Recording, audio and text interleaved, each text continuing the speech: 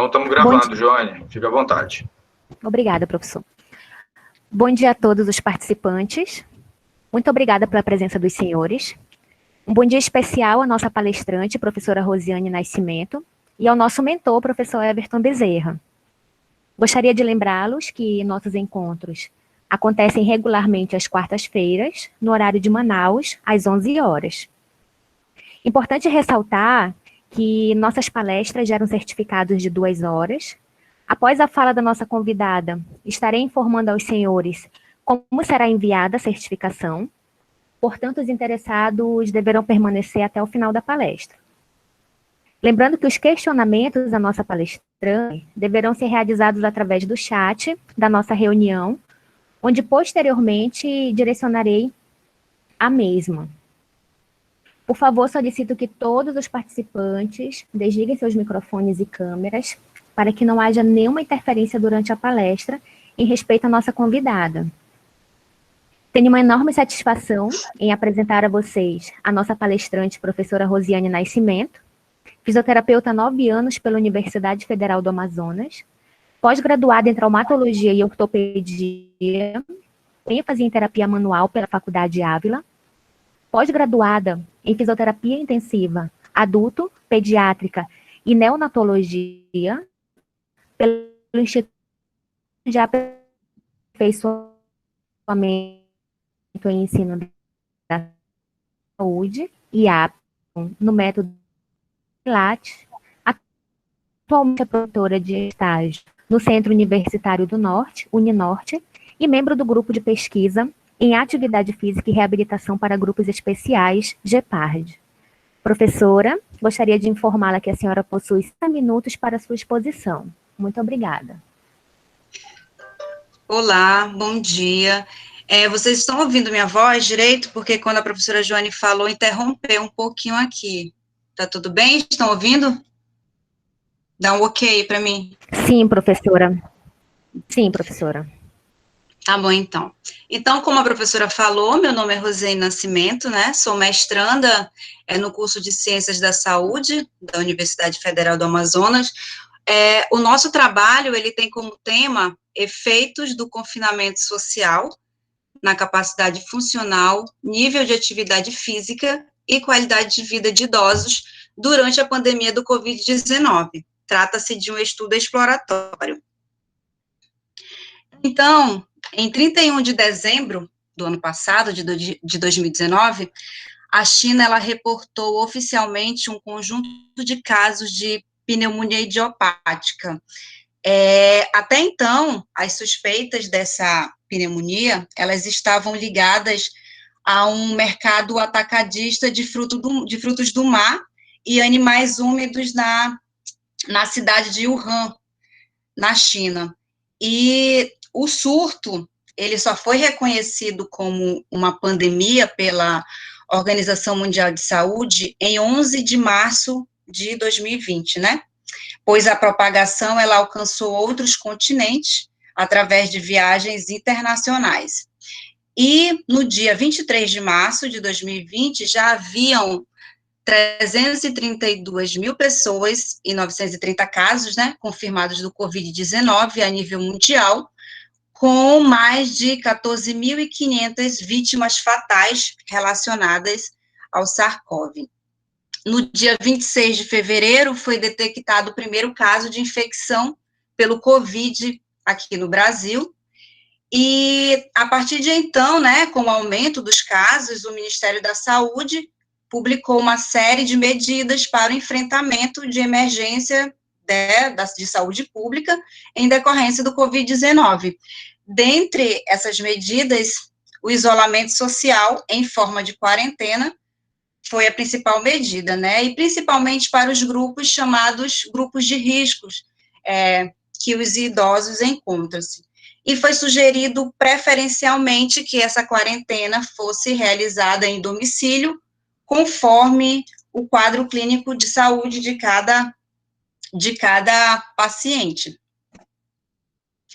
Nesse estudo de Ribeiro, ele relata que a permanência por longo período de tempo em domicílio pode reduzir o nível de atividade física diário, principalmente entre aqueles considerados ativos. Dados brasileiros apontam que a prevalência de inatividade física ela é elevada entre os idosos. Além do que, a redução do nível de atividade física está associado à redução funcional do sistema músculo-esquelético. De acordo com o Hu, nesse outro estudo, a qualidade de vida ela está relacionada à saúde e podemos definir como a percepção da satisfação geral com a vida, envolvendo domínios da saúde física e mental.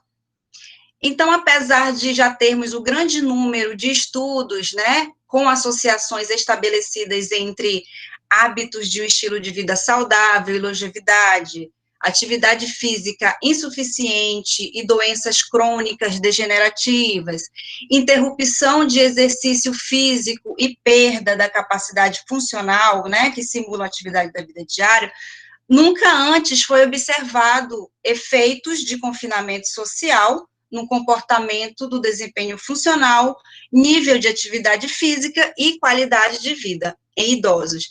Então, com isso, o nosso trabalho, ele justifica-se com o aumento, né, dos números de casos de infecções e óbitos, houve a necessidade de reduzir a mobilidade e evitar aglomerações de pessoas, levando à restrição de contato social voluntário em casa para as pessoas, principalmente com 60 anos ou mais. Em especial, aqui no Amazonas, esse período durou 3 meses, mais ou menos, com restrições de circulação na cidade e acesso apenas aos serviços essenciais, né? Nós sabemos que, aos pouquinhos agora, né, esse mês já foram liberados alguns serviços não essenciais, mas nós sabemos que serviços relacionados a idosos, relacionado a algum tipo de atividade física, né, que amparam os idosos, no que diz respeito à prática regular de exercícios físicos, não foram liberados ainda, né? Então, frente ao quadro extensivo de ausência de tal regularidade na prática do exercício físico, percebemos a necessidade do entendimento do longo período de permanência em isolamento social, sobre a capacidade funcional, nível de atividade física e os domínios da qualidade de vida, né, que são contextos muito importantes no processo do envelhecimento, principalmente para os maiores de 60 anos. Então, esse tipo de informação, desse entendimento, servirão de parâmetros para equipes multidisciplinares, né, para planejarem melhor tanto questões de reintrodução do idoso na prática regular de exercícios físicos, após longo período de reclusão e desuso do aparelho locomotor, como também meio de prospectar ações de intervenções futuras em epidemias que necessitem de isolamento social futuramente, caso haja. Temos como objetivo principal avaliar o efeito do isolamento social na capacidade funcional, nível de atividade física e qualidade de vida de idosos durante a pandemia do Covid-19. Os objetivos específicos: medir as mudanças de desempenho funcional em idosos após período de isolamento social, identificar as alterações no nível de atividade física de idosos dentro do período de isolamento social e observar mudanças na qualidade de vida de idosos durante o período de isolamento social. Temos como hipótese a hipótese nula, o H0. O período de confinamento, ele não irá reduzir os níveis de desempenho funcional, nível de atividade física e qualidade de vida em relação ao período prévio, ou seja, antes, né, da pandemia, do isolamento, e estes estarão dentro dos valores preconizados para a população brasileira. E o nosso H1 é que o período de confinamento irá reduzir, sim, os níveis de desempenho funcional, nível de atividade física e qualidade de vida em relação ao período prévio, e estes estarão com valores menores que os referenciados para a população brasileira.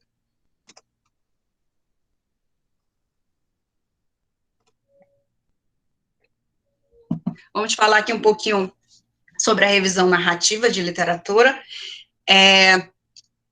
O coronavírus, né, o vírus que causa o Covid-19, ele é designado por Síndrome Respiratória Aguda Grave, COV, coronavírus, e 2, que é a segunda variação, cuja sigla é SARS-CoV-2.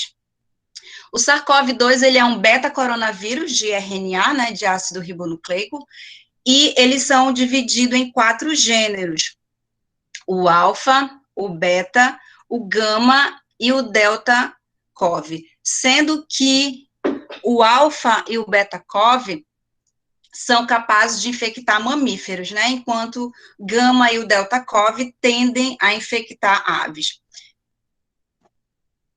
4 das espécies de CoVs são de baixa patogenicidade, esses são prevalentes, né? Eles causam geralmente sintomas comuns de resfriado em indivíduos, né, imunocompetentes, que são eles do HCoV-229E, o NL63, o HKU1 e o OC43.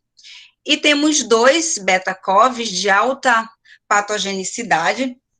Eles levam a graves infecções potencialmente fatais do trato respiratório, que um deles é o SARS-CoV. O SARS-CoV, ele foi o agente causal dos surtos graves de síndrome respiratória aguda em 2002 e 2003, em uma província da China, e o MERS-CoV, ele foi o patógeno responsável para surtos graves de doenças respiratórias em 2012, no Oriente Médio. Distribuição demográfica. Esses dados são de ontem, do último boletim da OMS. Então, até ontem, já temos confirmados no mundo mais de 9.178.773 casos confirmados de Covid-19, sendo mais de 474.513 mortes no mundo.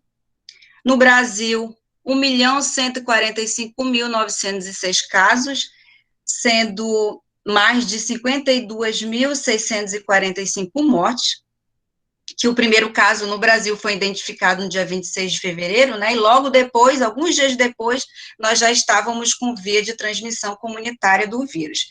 E no dia 13 de março, foi identificado o primeiro caso no estado do Amazonas, sendo que hoje nós temos 65.073 casos confirmados e 2.686 mortes.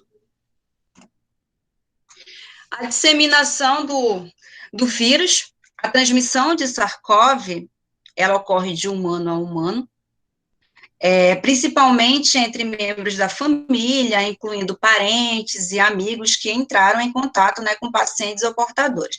O vírus é liberado nas secreções respiratórias, quando uma pessoa com infecção, né, ela tosse ou espirra, ou fala, né, que é transmitida através dos aerossóis, e ela pode infectar outra pessoa se entrar em contato direto com as membranas e mucosas.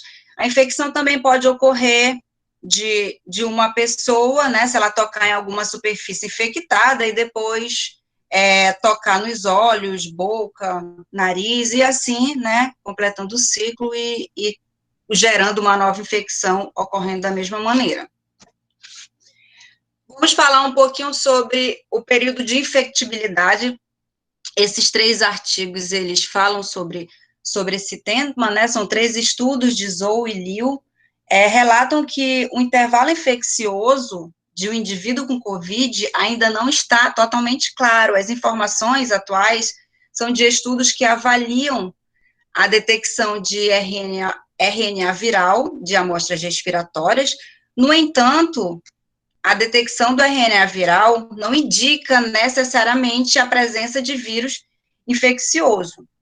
A carga viral detectada no paciente assintomática, ela foi semelhante aos pacientes sintomáticos, o que sugere o potencial nível de transmissão assintomática e sintomática, tá? Esses achados, eles são em concordância com relatos que a transmissão pode ocorrer precocemente no curso da infecção e sugerem a detecção e o isolamento, né, dos casos mais rápidos, porque isso aumenta a possibilidade da transmissão ser mais provável no estágio inicial da infecção, como eu falei. De acordo com o estudo de Liu, ele relatou que a carga viral média de casos graves foi cerca de 60 vezes maior que a de casos leves, sugerindo que maiores cargas virais podem estar associadas a resultados clínicos mais graves. Esses 3 artigos sobre a imunidade, os dados sobre a imunidade protetora após o COVID, eles também ainda estão surgindo, mas ainda estão em estágios muito iniciais, tá? Uma série de casos avaliando o plasma convalescente para tratamento do COVID-19, que é esse estudo aqui, ele identificou uma atividade neutralizante no plasma de pacientes recuperados que pareciam ser transferidos para receptores após a infusão de plasma. E essa pesquisa aqui preliminar de Ball, ela indica que macacos do tipo Rhesus, que já foram infectados pelo SARS-CoV, eles apresentaram uma maior resistência a uma segunda exposição, tá? Então, segundo esses autores, a reinfecção, ela não ocorreu em macacos que produziram o anticorpo neutralizante no estágio inicial após a primeira infecção. Esses 2 estudos de Guan e de Li, né, sobre a incubação, eles estimaram que o período de incubação do COVID-19 ocorre dentro de 2 a 14 dias após a exposição. A maioria dos casos ocorrendo aproximadamente 4 a 7 dias após a exposição. Ou seja, entre 4 a 7 dias que a pessoa foi infectada e foi exposta, que pode aparecer os sintomas. Sobre a gravidade da doença, nesses 2 estudos, né, de McGowan, esse estudo aqui de cima, ele foi a maior série de casos publicada até o momento, pelo Centro Chinês de Controle e Prevenção de Doenças. Ele relata que 80% dos casos foi classificado como leve, 14% como grave, e 5% eram casos críticos, né? E a taxa geral de mortalidade de casos foi de 2,3%, né? E não foram relatadas mortes entre os casos não críticos. O impacto da idade, esse estudo aqui da Itália, do mesmo autor, relata que indivíduos de qualquer idade podem adquirir a infecção pelo COVID-19 com a síndrome mais grave, né, a síndrome respiratória aguda grave, embora os adultos de meia idade e mais velhos, eles sejam os mais afetados, e os idosos tenham maior probabilidade de desenvolver essa doença grave, do tipo grave.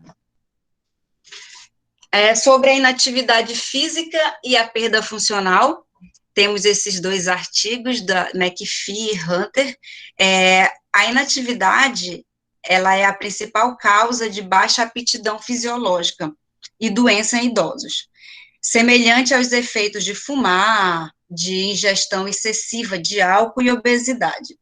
Então, pessoas sedentárias de 50 anos e mais velhos, eles tiveram o dobro de risco de morte em comparação com aqueles que tiveram o mais alto nível de atividade física. E a capacidade funcional, ela atinge uma redução de até 40% entre 60 e 90 anos de idade, né? Sendo que isso é um preditivo de incapacidade, perda de independência e mortalidade. Os músculos esqueléticos, eles hipotrofiam, tornando-se progressivamente mais fracos, mais lentos, menos poderosos, menos estáveis e mais fadigável.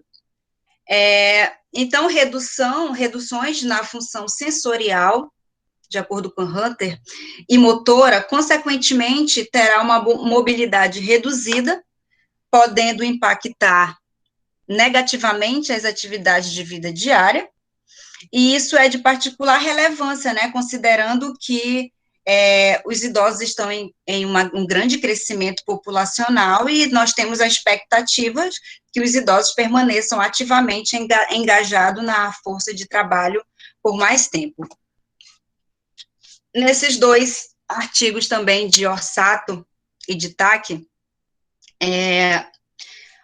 para Orsato, fortalecer os idosos mantém ou aumenta a sua capacidade de realizar atividades de vida diária e trabalho, bem como reduzir a fragilidade e riscos de cair, né? Então, manter uma independência funcional, ela afeta positivamente na qualidade de vida dos idosos. Em geral, quanto mais uma pessoa ela é fisicamente ativa, melhor sua capacidade física, e isso é devido às várias adaptações do sistema fisiológico, principalmente dentro do sistema neuromuscular. Assim, a trajetória de fragilidade, ela é diretamente modificável através dos hábitos de atividade física. De acordo com a OMS, os adultos mais velhos, eles que têm pouca mobilidade, eles devem se exercitar pelo menos 3 vezes por semana para fortalecer os principais grupos musculares, manter ou melhorar o equilíbrio e reduzir o risco de queda, né? Caso ocorra, né, quedas, essas pessoas que elas se exercitam regularmente em algum tipo de atividade de suporte de peso, que incluem impactos mais altos, são menos propensos a sofrer uma fratura, porque seus ossos são mais fortes e têm maior densidade mineral óssea. Esses dois artigos relacionados à inatividade física e à qualidade de vida, Vaguete, em seu estudo, ele relata que um componente importante na determinação de estado de saúde de um indivíduo, especialmente durante o processo do envelhecimento, é a qualidade de vida, né? Então, de acordo com a Organização Mundial de Saúde, a participação em atividade física pode desempenhar um papel fundamental no envelhecimento saudável e, assim, na promoção de uma boa qualidade de vida. Estudos sugeriram que pacientes idosos com níveis adequados de atividade física, eles tenham vidas mais saudáveis e estão em menor risco de doenças cardiovasculares. Então, conclui-se que os idosos saudáveis que participaram regularmente de atividade física de intensidade pelo menos moderada, por mais de 1 hora por semana, apresentaram maiores medidas de qualidade de vida relacionada à saúde em ambos domínios, tanto físico como mental, do que aqueles que eram menos ativos fisicamente. Esses outros dois estudos, também relacionados à qualidade de vida, Ramírez, ele demonstrou em seu estudo que o treinamento de resistência é eficaz para melhorar a qualidade de vida em idosos, e o que pode levar não apenas à redução da morbimortalidade, mas também à melhor qualidade de vida entre mulheres mais velhas. E o isolamento social foi associado a maior comportamento sedentário e níveis mais baixos de atividade física. Esses achados, eles são consistentes com o possível papel da atividade física nos riscos à saúde associado com o isolamento social.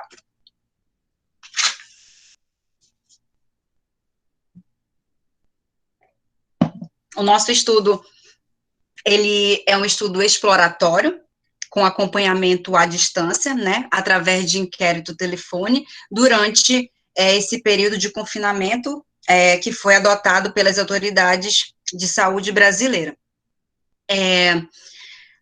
Este projeto ele foi submetido e aprovado no Comitê Nacional de Ética, né, o CONEP, esse é o número do CAI, e esse é o número do parecer consubstanciado.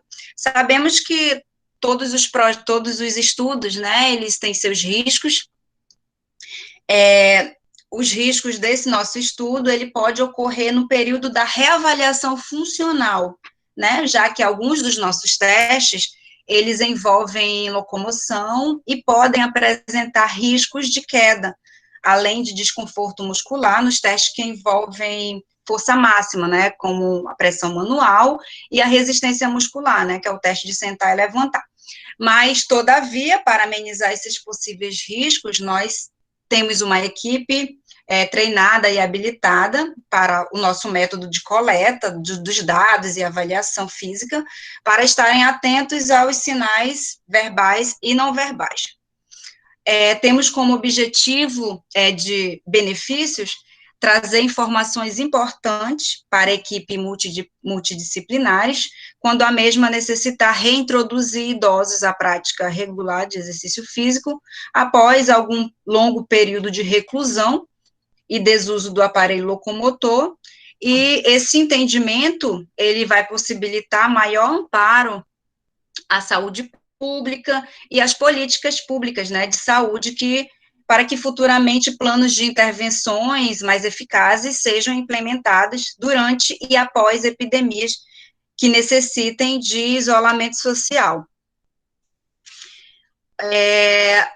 A nossa seleção da amostra, todos os idosos participantes desse nosso projeto, eles são idosos matriculados no programa Idoso Feliz Participa Sempre, que é um programa da FEFT, né, da universidade, e ao total são 200 idosos, né, que estão matriculados nesse programa, nas diversas modalidades de natação, de musculação, de vôlei, de ginástica, enfim.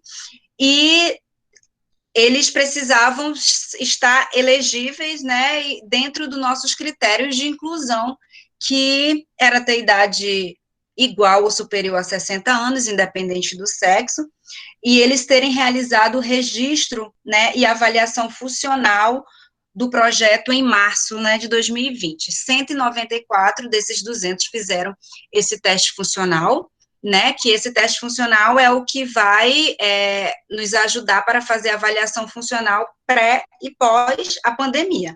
A pré já foi feita, que eu falarei daqui mais um pouco, a pré já foi feita no início de março, e após a avaliação pós, né, funcional pós, será feita quando a gente retornar, quando estiverem liberadas atividades, né, para idosos no programa, na universidade. Aí nós iremos fazer a colher os dados da pós. A logística para nós colhermos os dados, como eu falei, os idosos eles tinham que estar registrados e teriam que ter feito essa avaliação funcional.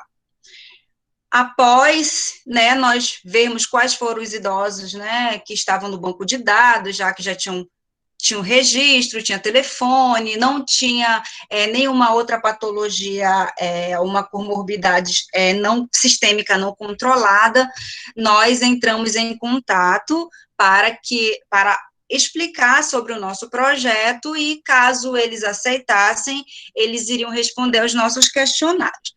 A princípio, a coordenação do projeto, ela fez um vídeo institucional explicando, né, sobre esse nosso projeto, que eles iriam receber uma ligação para eles responderem alguns questionários, para estarmos avaliando como estava a qualidade de vida e a parte funcional deles durante esse período de confinamento. Então, esse vídeo foi feito e foi lançado, né, nesses vários grupos, e após isso, eles já estarem cientes, a gente entrou em contato. A princípio, a gente fez o Google Forms, através de questionário para eles responderem pelo próprio WhatsApp, né, pelo aplicativo, só que a gente não teve um bom retorno por várias situações, então acabou que realmente a gente precisou entrar em contato de um a um para fazermos as perguntas desses questionários. E todos esses questionários, eles já foram previamente validados e apresentam, né, uma boa reprodutibilidade para a população brasileira. O primeiro questionário é o IPAC. O IPAC é um questionário internacional de atividade física. Ele objetiva levantar um nível da prática de atividade física referente à semana anterior, tá? Então, assim, a gente explicava tudo direitinho por telefone para o idoso, né? A gente falava, olha, a gente vai fazer o IPAC, eles são 8 perguntas, e a gente avisava para ele explicando, olha, para você responder essas questões, você tem que se lembrar do que você fez semana passada, e explicamos que a atividade física vigorosas, elas são aquelas que precisam de um grande esforço físico, né, e que faz ele respirar muito mais forte do que o normal, e atividades moderadas são aquelas que precisam de algum esforço físico e que faz respirar um pouco mais forte que o normal, tá? E assim a gente fazíamos as 8 perguntas, são 8 perguntas nesse questionário. Eu não coloquei o questionário aqui, porque ele é grande, ia tomar muito nosso tempo, mas quem quiser depois, se tiver interessado, eu posso estar disponibilizando, tá bom? Então, após eles responderem essas questões, essas perguntas, eles são classificados nesses níveis, que vai desde muito ativo até sedentário. Só uma prévia aqui, o muito ativo é que ele cumpre as recomendações de atividades vigorosas, maior ou igual a 5 dias na semana e maior ou igual que 30 minutos, tá? Aí ele é considerado muito ativo. Sendo que no questionário a gente explicava para ele o que era considerado atividade vigorosas e atividades moderadas, tá bom? E relacionado a ativo, é que ele cumpre pelo menos uma atividade física vigorosa com maior de 3 dias na semana, ou maior ou igual que 20 minutos, ou então uma atividade moderada, desde que fosse 5 dias na semana, e maior que 30 minutos. Para ele ser insuficientemente ativo, ele tinha que realizar pelo menos 10 minutos contínuos de atividade física, mas ela tinha que ser 5 dias na semana, ou ela tinha que durar 150 minutos, ou era um ou era outro. E o insuficiente ativo B, que não conseguia nenhum dos dois. Ele realizava atividade física, por exemplo, 3 dias na semana, mas não chegava a 5, né? Ou então fazia 110 minutos, somando a semana toda, ou seja, não chegava a 150. Então, ele é classificado como insuficiente ativo B. E, por último, o paciente, o idoso sedentário, ele que não realiza nenhuma atividade física por pelo menos 10 minutos contínuos durante a semana. O nosso outro questionário é o SF6D Brasil. O SF6D, ele é um questionário para descrever o estado de saúde e gerar índices de utilidade, né, que foi derivado dos itens do SF36. O SF36 é um instrumento genérico para medir a qualidade de vida relacionada à saúde, e ele é bastante conhecido já e utilizado internacionalmente. O SF6D, ele é composto por 6 domínios, que são esses: capacidade funcional, limitação global, aspectos sociais, dor, saúde mental e vitalidade. Esses domínios, eles possuem de 4 a 6 níveis de pontuação, e pode gerar até 18 mil estados de saúde.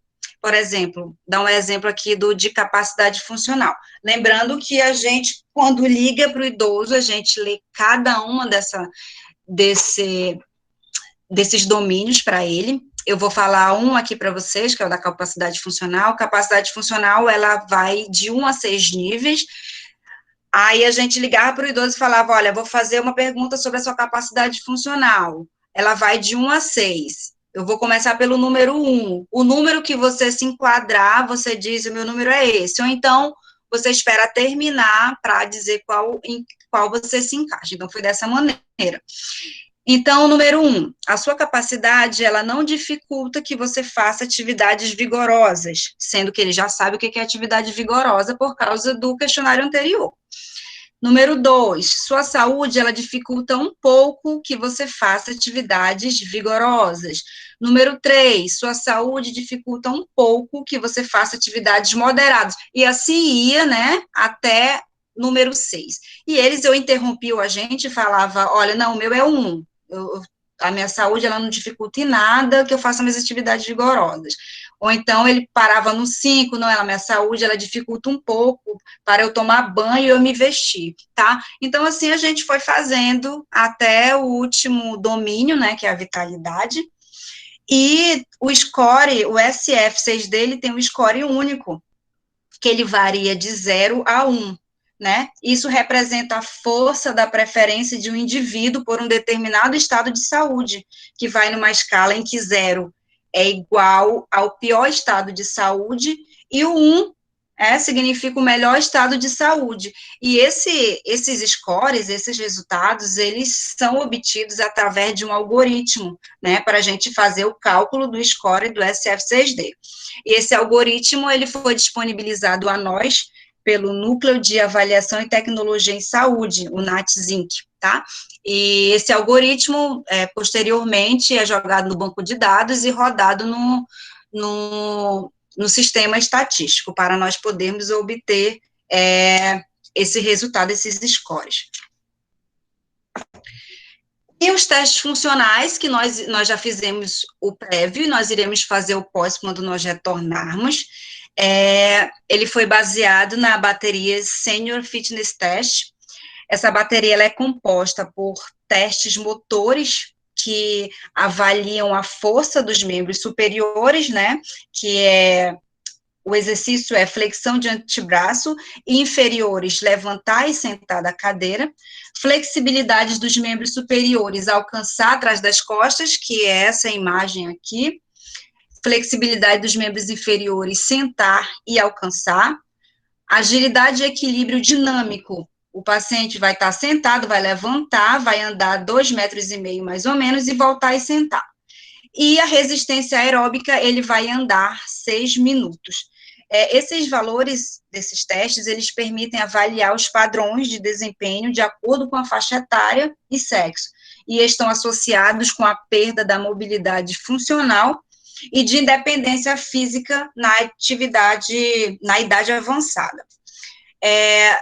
Todos esses testes aqui, eles já foram descritos por Hickley Jones, tá? Validado e usado mundialmente, para nós avaliarmos a força, né, do membro superior. Nós iremos usar força de preensão palmar, nós iremos usar um dinamômetro manual. Ele vai ser usado para avaliar a força isométrica dos músculos da mão e do antebraço, né, com uma força de preensão. E o participante, ele deverá executar alternadamente 3 tentativas em cada mão, com um intervalo de 30 segundos de uma para a outra, tá? Então, todos esses dados, eles serão coletados por avaliadores treinados, assim como foi da primeira vez. Os testes também serão aplicados com a mesma disposição da coleta prévia, em formato de circuito. Ele dura, em média, 15 minutos, tá? Seguindo a sequência da bateria do Senior Fitness Test. Todos esses protocolos, como falei, já foram descritos previamente por Hickley Jones. Análise estatística do nosso projeto serão conduzidas através do programa estatístico SPSS 25.1 para o Windows. Todas as medidas adotarão um nível alfa de 0,05%, 0,05, e os dados serão apresentados como média e desvio padrão no intervalo de confiança de 95%.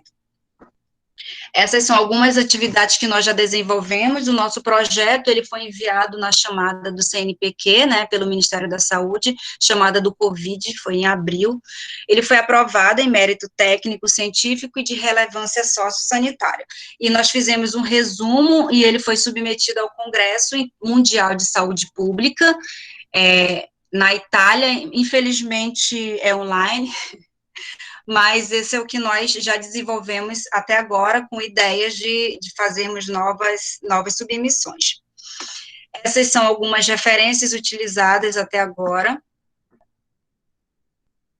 Eu agradeço a participação de todos, estou disponível para dúvidas e sugestões referente ao nosso projeto. Muito obrigada. Mais uma vez, obrigada, professora Rosiane. Meus parabéns pela excelente apresentação. Gostaria de informar a todos que estejam interessados nos certificados que preencham a planilha imediatamente. Então, eu já disponibilizei o link no chat. Não esqueçam, coloquem o nome completo. Esse nome é o que vai estar no certificado. E mandem juntamente o e-mail também, tá bom? Então, é necessário que vocês agora preencham essa planilha. Acabei de disponibilizar o link. Gostaria de lembrá-los também que se alguém tem alguma pergunta à nossa palestrante, favor escrever aqui no chat da nossa reunião.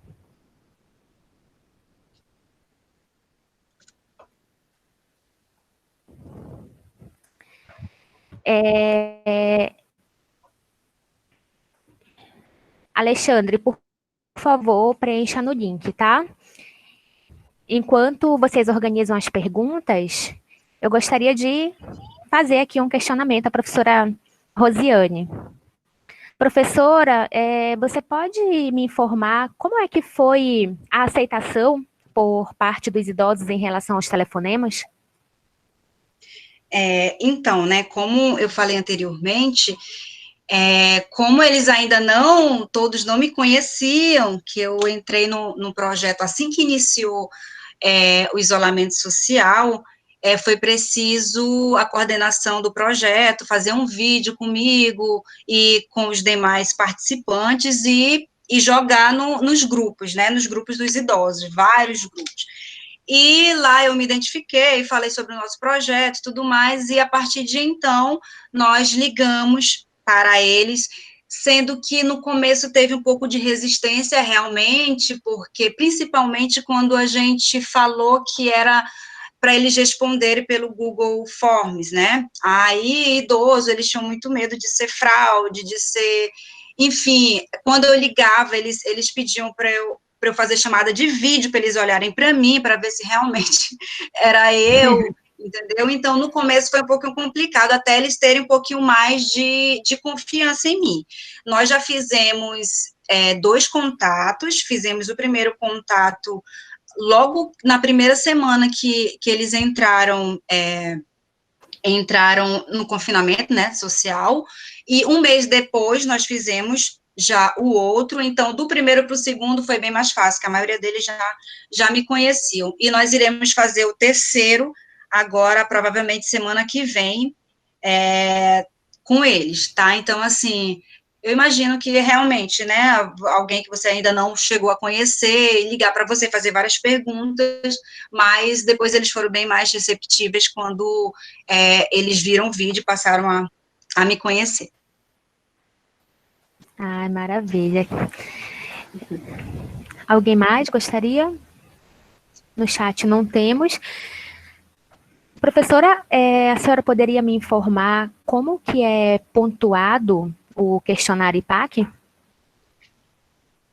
Então, o IPAC, ele é pontuado da maneira relacionada a como ele está, né? Desde do muito ativo, aí depois vem do ativo, vem insuficientemente ativo A, insuficientemente ativo B, e depois vem o sedentário, tá? Então, quando cada um tem a sua escala, né? Então, quando a gente classifica esse idoso, de acordo do nível dele, ele vai para o banco de dados, e lá nós vemos do primeiro para o segundo, né? Se ele diminuiu, aumentou de nível. Então, nós já fizemos 2 até agora. Então, uma prévia, mais ou menos, do que nós já obtivemos, por exemplo, tem idoso que estava muito ativo logo antes, uma semana que ele entrou em isolamento, e um mês depois nós fizemos as mesmas perguntas, e esse mesmo idoso já baixou o nível, já está de muito ativo para ativo, entendeu? Então, é mais ou menos assim que nós identificamos relacionado ao IPAC. Professora, o professor Alexandre Monteverde falou que a sua aula foi excelente, está lhe parabenizando, e ele deixou uma pergunta. Obrigada. Essa avaliação funcional vai ser no retorno pós-pandemia? Isso, nós já fizemos a primeira com 194 idosos, com a bateria Senior Fitness Test, e eles já estão cientes que quando nós retornarmos, nós iremos fazer, né, a segunda, que é justamente para a gente comparar, para ver o que houve de alteração da primeira para a segunda, tá? Não temos uma data ainda certa para retorno, eles estão bem ansiosos no grupo, vivem respondendo, vivem perguntando, e não temos uma data ainda, tá? Mas a gente espera que seja no início de agosto. Caso não consigamos, a gente tem plano B, tem plano C, para a gente conseguir fazer esses testes com ele, para a gente poder, né, finalizar o nosso estudo. Obrigada, professora. A Josefina Bertoli está fazendo também uma pergunta. Tem como controlar que os idosos tenham respeitado o confinamento? Ou seja, que não tenham saído para realizar exercícios físicos na rua? Exemplo, caminhada? Uhum. Na verdade, a ideia não é que eles fiquem 100% sem fazer nenhuma atividade física, tá? No grupo, nesses grupos, vários grupos, né, que nós temos do projeto, os alunos de iniciação científica, os alunos de educação física, por exemplo, eles jogam vídeos para os idosos se exercitarem um pouco em casa, sendo que a maioria deles falam que é diferente, que eles não estão conseguindo, que eles querem mais estímulo, entendeu? Então, a ideia não é realmente que eles fiquem sem fazer nenhuma atividade mesmo, a ideia não é essa, tá? Mas muitos deles realmente já falaram que não estão fazendo nenhum tipo de atividade física. Obrigada, professora. O Alexandre Monteverde fez outra pergunta a você. Qual o quantitativo mínimo de voluntários para o trabalho ou pesquisa relacionado à Covid? Então, no grupo desses da UFAM, que estão cadastrados, são 212.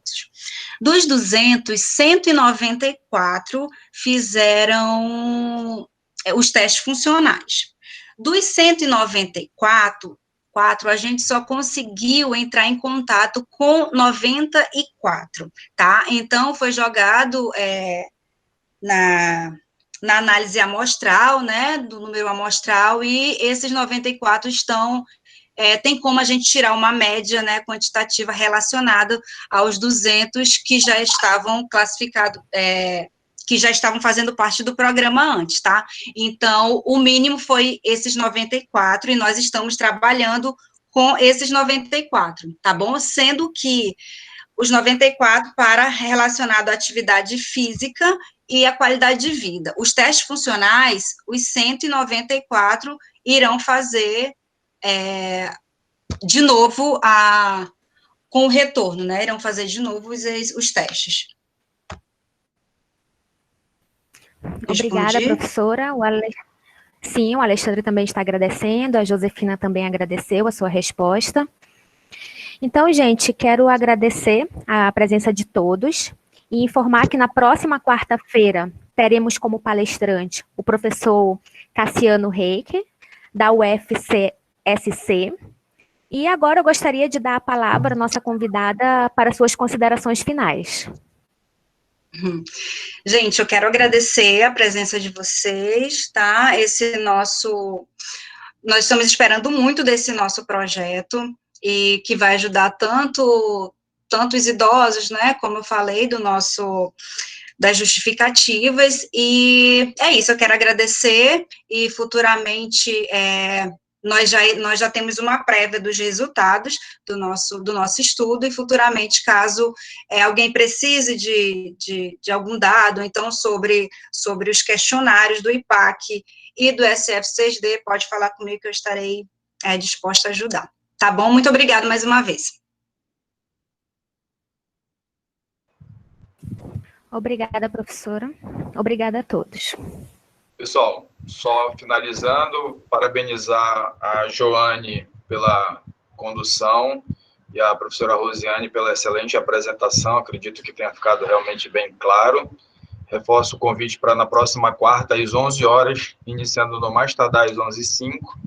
O nosso convidado, como ressaltou a Joane, é o professor Cassiano Reiker, da Federal de Santa Catarina, vai falar numa temática bastante atual e interessante para quem está aí pleiteando vagas para os estudos em nível de mestrado e doutorado. Ele vai falar de umas instrumentações que são muito importantes para que a gente possa entender a aplicação de instrumentos.